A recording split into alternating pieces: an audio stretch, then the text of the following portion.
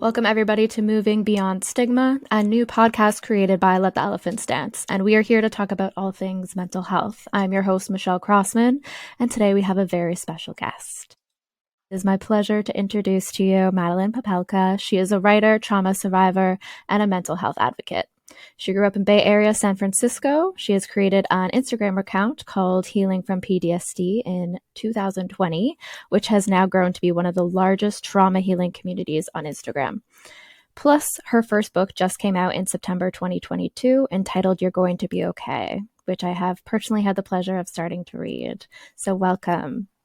Thank you so much for having me. I'm excited for this conversation. Me too. It's been such a joy to start reading this book. I must say there's been a lot of insight, a lot of personal connection reading throughout it, and I'm very excited to get all the way through and see where the journey, I guess, has taken you. When did you decide to start writing this book? I decided to start writing it about 3 years ago. And at this time, so backing up a little bit, I was diagnosed with PTSD about 5 years ago. So once I got to a certain point in my healing journey where I felt inspired to share my story with other people, I had done enough healing work where I felt stable enough to put something so personal out there. That's when I decided that I wanted to write this book. So it has been a long process getting through the publication date and everything. But it's been so exciting to finally see it in readers' hands and out in the world. Yeah, I can imagine that must feel so surreal, just having that out there, the vulnerability, but Yeah. also like the power for doing that. It's really, really incredible. Yeah, thank you. What were some of the challenges you faced while writing? Because I know like talking about something so personal must have its ups and downs, like the release that can come out of it, but then also maybe the anxieties that come with that as well. Yeah, for sure. So at first, when I was working on the early drafts of this book, just writing about the traumatic experiences in more detail, like revisiting, taking myself back to the scene and just recalling all the details, that was a bit triggering. And there were times when I'd be pounding on the keyboard with just tears streaming from my eyes as all the feelings were coming back to me. So in the early stages, that was one challenge. But as I got used to writing about it, in a weird way, it was kind of like exposure therapy through writing. Um, After a while, like became more desensitized to it. I mean, and now I like talk about my story publicly, and um, it's not triggering to me anymore. So, but in the early stages, that was definitely a challenge. Um, Also, just being vulnerable in that way, and putting my story out there for people to judge, and putting my work out there for people to criticize was always a fear that I'd have. And then also just even people close to me in my life, they didn't even, like my good friends didn't know everything that I was going to be writing about in this book. They may have heard like some parts of it, or a very high level version, but I was going to expose parts of myself in a way that other people hadn't seen before. But I'd say the biggest challenge for me was letting my mom know that I was going to be writing about my childhood and the things that she'd done that have been harmful to me in the past. And I was going to write, show a side of her that nobody except me and maybe my sisters had seen before.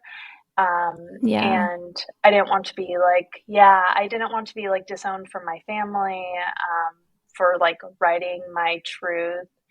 But in the end, I did share that I was going to be writing about it with her, and in the end, she was very supportive and proud of Mm. me for getting my work published. So that was a relief.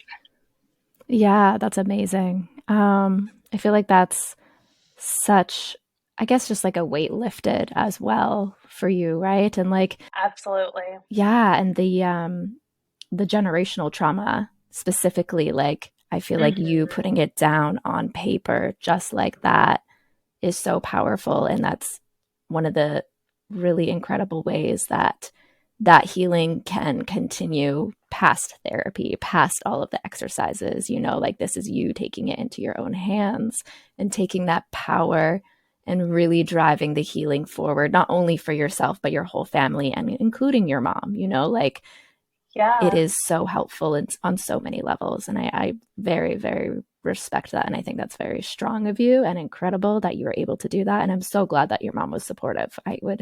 I would be scared to share that as well. So that's Yeah. really amazing. Yeah. So it just, and I mean, as I think you've gotten to that part of the book where I talk Yeah. about, where I talk a little bit about that generational trauma. So I've I came to that conversation with compassion for my mom, Mm. because for those listening who haven't read the book yet, she's someone who has had a highly traumatic past, had lived through the devastation of the Vietnam War, and had escaped her country and came to America as a refugee, and had faced hardships that I can't even imagine going through. Hmm. So yeah, I've like, even though she did do things that were harmful to me, I'm trying to, my personal healing journey has been trying to like repair that relationship. I know that isn't in the cards with a lot of other trauma survivors and their parents, but for me Hmm. personally, that has been part of my healing journey. So when it came to working on this project, when I was going to be talking about that, I was very scared of destroying the relationship that I had been working to repair as a part of my healing journey. But Yeah. so so a huge relief when she was very supportive of it, and also acknowledged that she knew that she could have done better as a parent, and so that was incredibly validating as well. Yes, I have to say I'm super proud of you and your mom. I feel like as a parent, it must be so difficult to take that time and see the trauma that you caused to your own child, whether it's intentional or not, because again, Right. when you're already traumatized and then you're raising a child, it is so difficult to support them fully and to the best of your capabilities and give them what they need.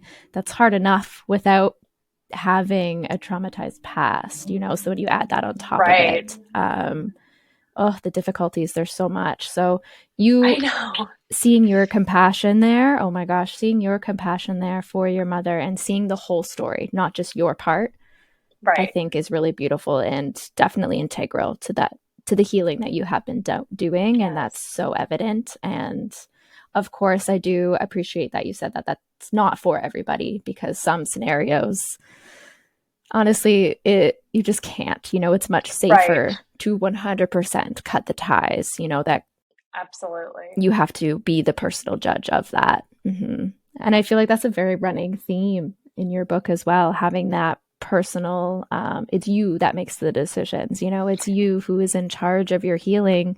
Yes, there's all these things out there to help you, but you're the one who has to decide what fits. So I think that's really incredible. Yeah. And I mean, that was like, I think the most, that was the key part of the healing process for me. It's like, and for everyone, it is finding what works for you Mm. in your situation, because we are all unique individuals, and even if we've gone through similar experiences, we are not the same people. Our histories are different, our preferences are different. Not, one something that works for one person may not be for another person. And even if you go to, a therapist or a psychiatrist, and yes, they have their expert opinions, but at the end of the day, you are the one who is living in your body, and you know yourself better than a therapist that you see 1 hour a week. So yeah, I just hope that is like my one hope for trauma survivors is I want them to feel Mm. empowered to be in the driver's seat in their own healing journey, because this is their life, not, and they need to make decisions that are best for them. Yes, I really, really love that. And it's hard too. I feel, at least for me, anyways, sometimes I felt so overwhelmed by the amount of options that were out there, but also at the same time, the lack of information for all of the options that are out there was also so tricky. Like I have been a mental health advocate, honestly, most of my life, and then started taking that further about 6 years ago. And only recently I started diving into more research and learning a little bit more because it was helpful for my own personal healing. And as I was reading these books and gaining this information, I was like, wow, my whole life I did not know all of these things that were out there, and to the extent that they're out there. Like therapy is talked about quite often, but again, it's still not that accessible Right, for a lot of people, especially like financially. It's just not. right. And one very positive thing that I do actually am thankful for throughout like everything shifting over the last couple years over the pandemic was the access to virtual like Oh appointments. yes. Yeah, like such another big thing where even for myself, like the anxiety to leave the house to then go to therapy could be very difficult some days. So now I can just be in my own comfort safety zone at home to talk to my therapist instead of having to go on the subway and be surrounded by other people. Right. That's still, of course, a privilege there because not everyone has Wi-Fi. Not everyone has a computer or a phone to access those things either, unfortunately. So that still has that level there that's not accessible. It does help that area of people who maybe have some of the finances for it, but then they don't emotionally or physically. They might be in a lot of chronic pain and they're not able to leave their house. So having these Right. options are really wonderful, and it's definitely a good step in the right direction. But it still is, it's not enough. It's getting there where, we've made those steps. There is some more options available, but there's just so much more needed, as we all know. And Absolutely. reading about all of these different options, and just I was blown away about all the different things that are out there, and like the research that has been done on a lot of like soldiers with PTSD, and like all the different you know options that are there with DBT and CBT and exposure therapy. And oh my gosh, I always forget the lettering for this one. I know you brought it up in your book as well. EMDR. The eye That's a sensory. pop. Yes. I was like, is there an S in Yeah, there? No. EMDR. EMDR. Uh, Yeah, yeah, that's a popular yes. one. That one I'm so curious about, honestly. Yeah, that one I've read a lot about. Yeah, there are so many options. And yes, as you said, it can be overwhelming to be like, oh my gosh, where do I start?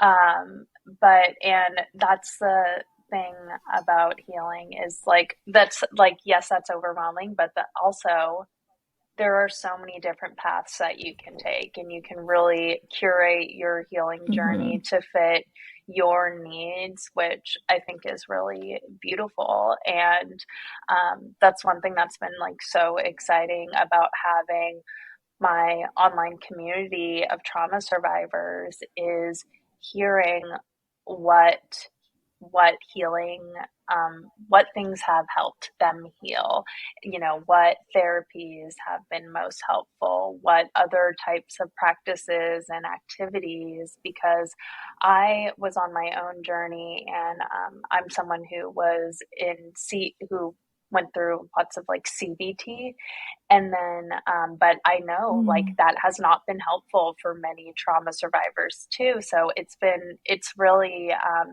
opened my eyes having this community and hearing from all sorts of people from different backgrounds with different experiences, hearing about the different paths that they've taken toward healing. And it just gives me hope to others out there. Um, if one thing doesn't work out for you, then there are other options. And while therapy is such a great resource, it is not the only path to healing. Um, there are so Exactly. many other things that you can do. So even if you are in a financially tough situation, if you don't have um, the health care that you deserve, then there is still hope for you. Yes, definitely. I really love that. Yeah, witnessing and like scrolling through your Healing for PTSD Instagram account is honestly very inspiring. Like I love going through randomly and like seeing some of the comments that people do make. It is inspiring, and having people be so receptive to that as well and so open to sharing their ideas and what has personally helped them is so beneficial. Yes. Um, like even things just like spending the night and writing a little bit of poetry or painting or, Oh, you know, yes. dancing in your living room. Yeah, like all of these things can be so releasing. And sometimes we put so much pressure on other things that we forget how helpful stuff that we just do Oh, is, absolutely. like things like we as humans are such creative beings, we have so much potential to just share ourselves and heal ourselves through just what we do day to day, through even cooking, like that can be artistic, that can be releasing for some people. Other people it might be stressful, but Right. it depends who you are and what you love. Reading a good book, going for a walk and just looking at the stars can be healing. There's so many things that can help us, on top of the other work. Like I Absolutely. feel like those things, yeah, they help soothe the process a little bit. Because especially if it's like a trauma, um, PTSD intense part of your life that you're trying to work through and heal through, that does take time, and it takes a lot of kindness and patience for yourself, and doing those other things, whatever it is that you love, like whether it's going for a walk or any of the things I mentioned earlier, like that on top of the healing work and the harder stuff can make such an impact on your progress. It will never slow you down. It will only help speed things up, and reminding yourself to do the things that you love, whatever they are, throughout the healing journey is so Absolutely. important and so powerful.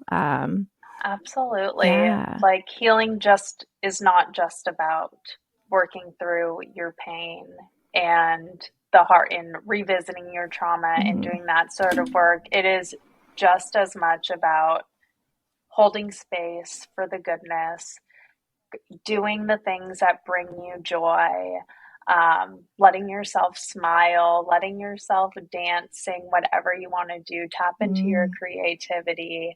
Um, all of that is healing as well. I think a lot of us who've like been through trauma, we, as a part of the way that like our brains have evolved to protect ourselves, is we look for the worst possible outcome. We prepare Mhm. ourselves for the worst case scenario.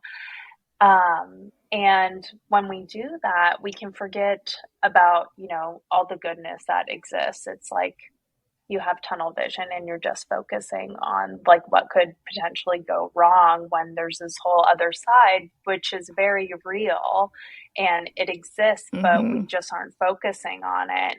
So I think that is a key part of healing as well, is just bringing your attention to the goodness in your life that already exists. Yeah, definitely. I fully agree.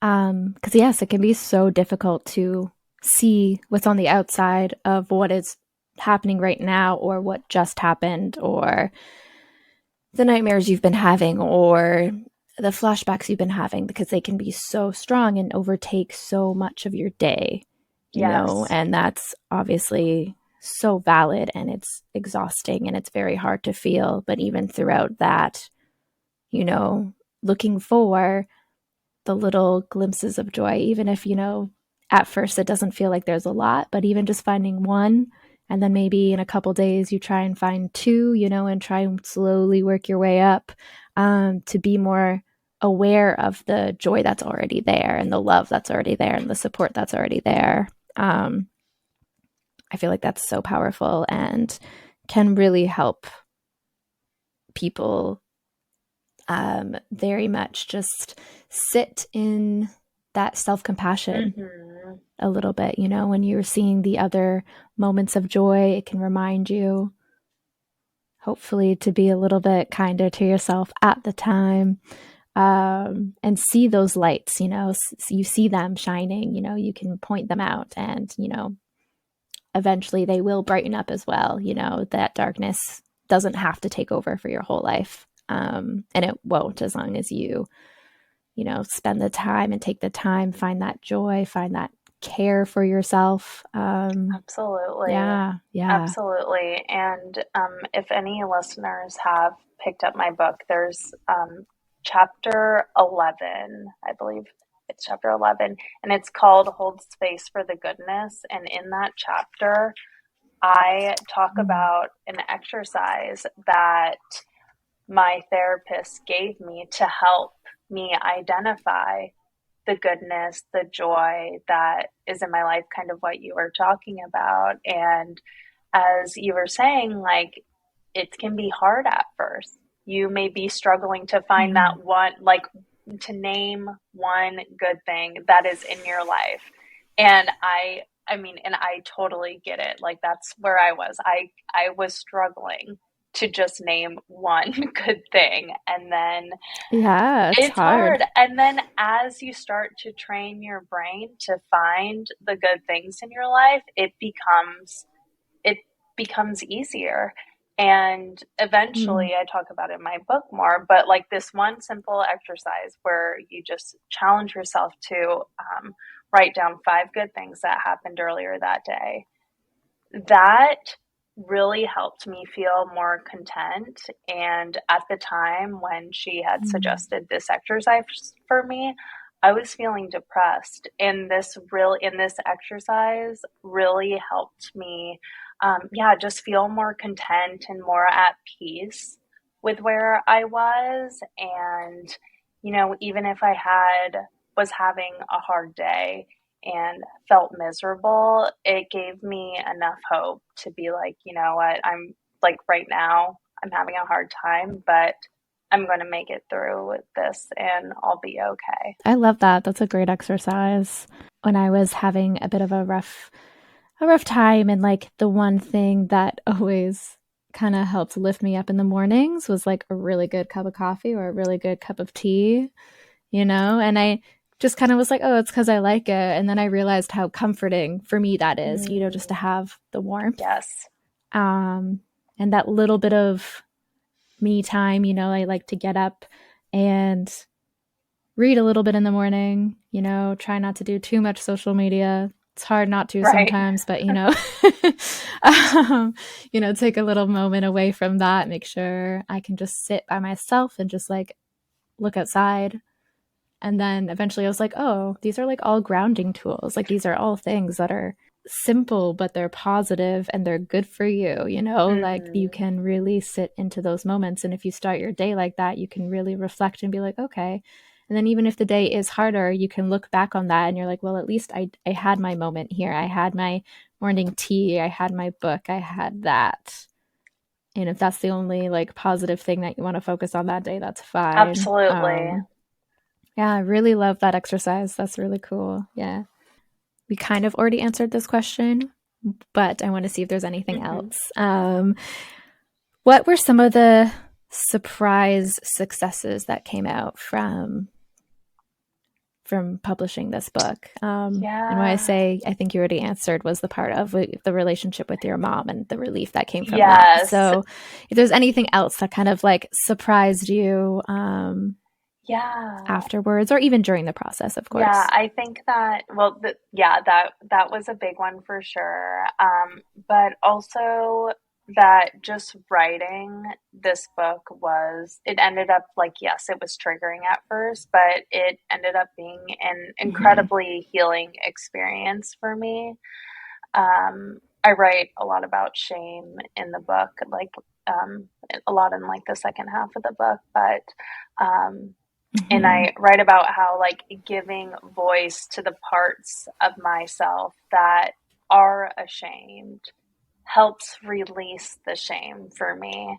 So I felt that release when I got my story onto the page, and it was empowering to use my creativity to create this project.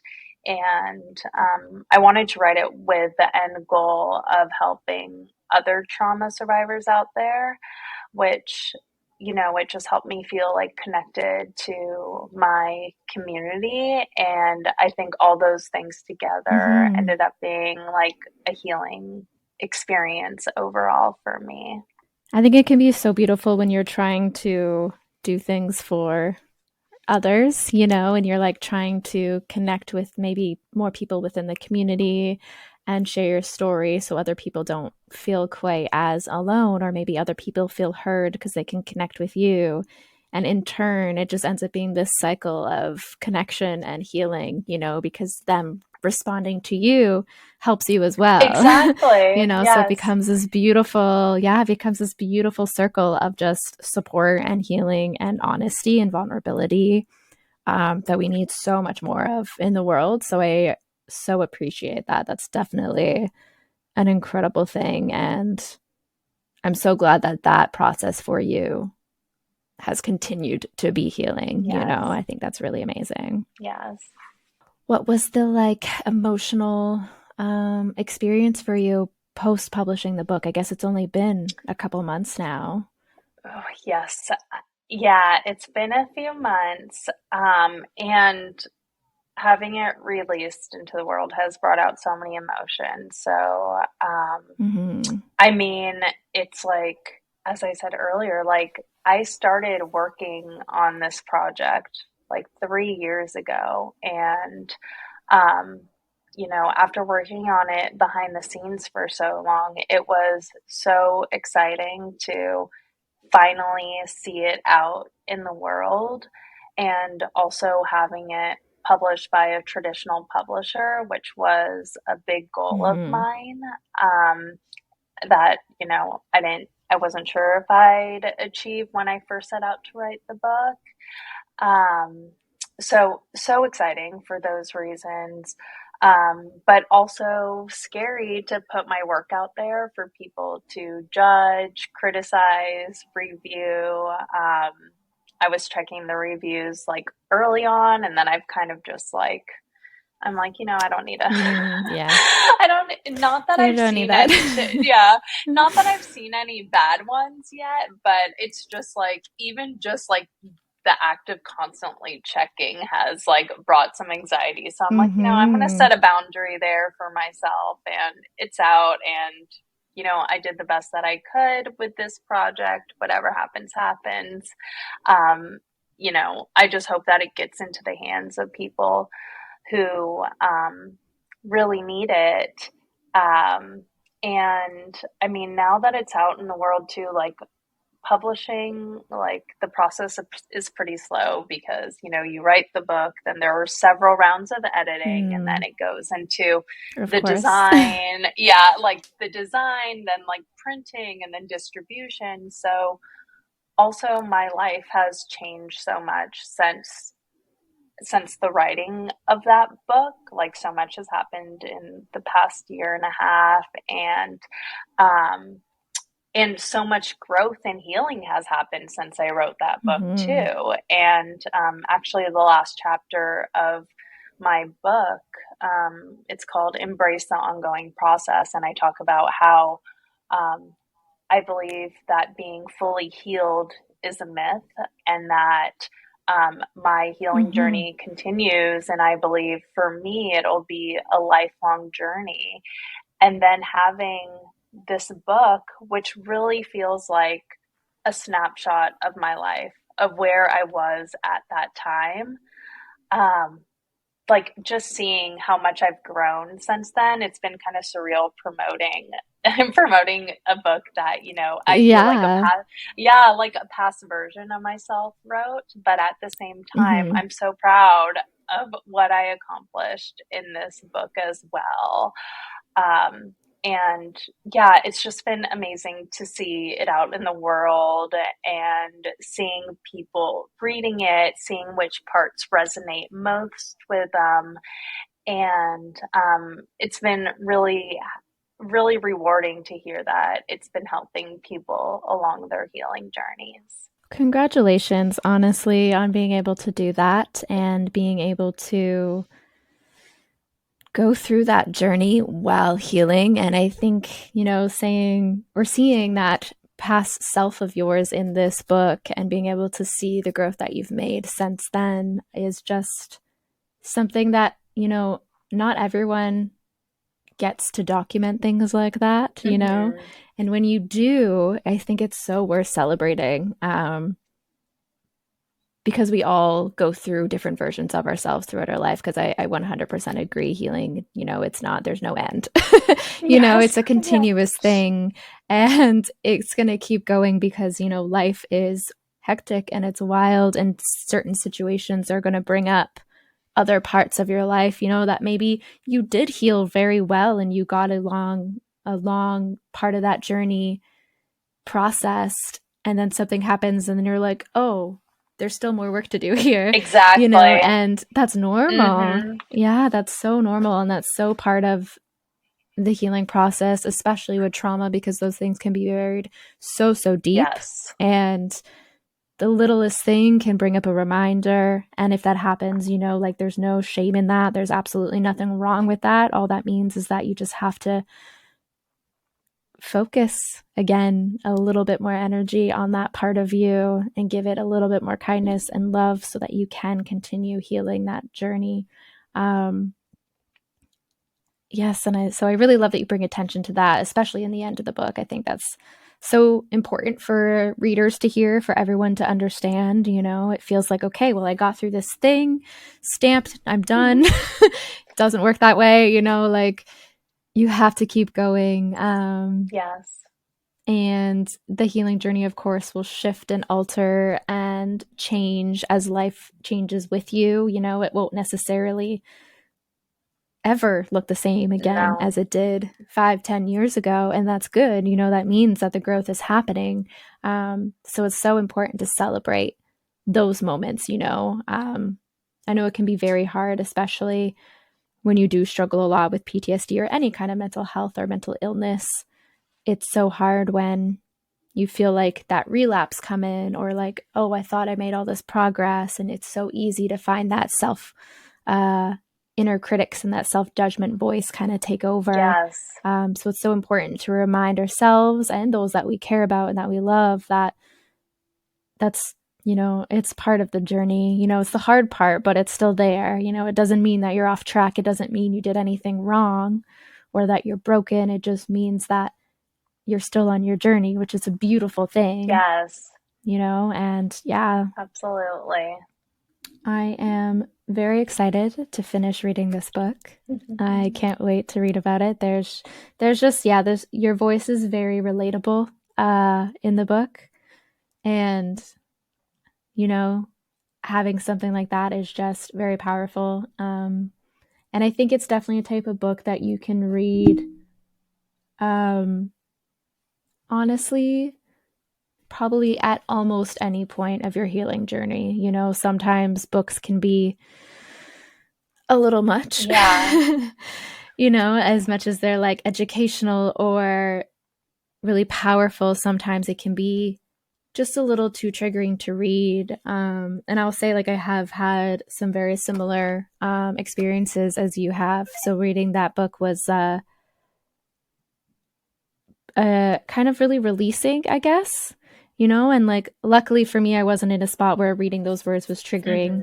Hmm. Um, but also the way that it was written, it wasn't ever, what's the word? It wasn't ever like in your face. It wasn't ever written in a way that you can't feel okay from, you know, Yeah. it's written from a this happened, Hmm.